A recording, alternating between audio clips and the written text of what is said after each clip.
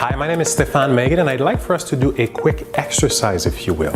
Now, we can do it and change things or not do anything, and nothing's going to change. Because for things to change, we must change. So please do exactly as I tell you to do. It's pretty simple. It takes just a few seconds.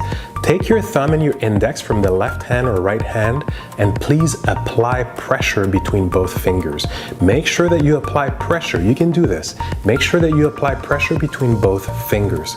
Now we're going to do the same thing at the same time at the count of 3. Now please place them in front of your forehead, but very important, keep on applying pressure between your thumb and your index. So you're ready? At 3, while you apply pressure, we're going to do the same thing. 1, 2, 3. Please bring it all the way down to your ear. Leave them there. Do not move your fingers or your thumb. Now look at where your hands are most likely, and where did I ask you to bring them down to? Down to your ear. Now they are probably down to your chin. Why? Well, I warned you and I said, all you have to do is exactly what I tell you to do. But by default, you chose to do what I did.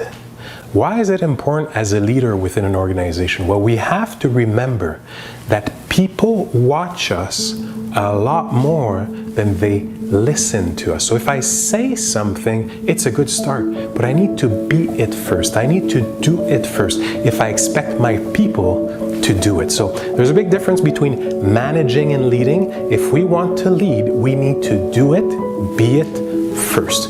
Please remember, as you talk to your staff, your personnel, your co-workers, investors, clients, customers, people are always watching you. So are you just saying it, or are you also doing it and being it first? So I hope this serves you. If you want to find out more about my virtual keynote sessions, my virtual training sessions, or my in-person keynote sessions, I invite you to visit Maighan.com.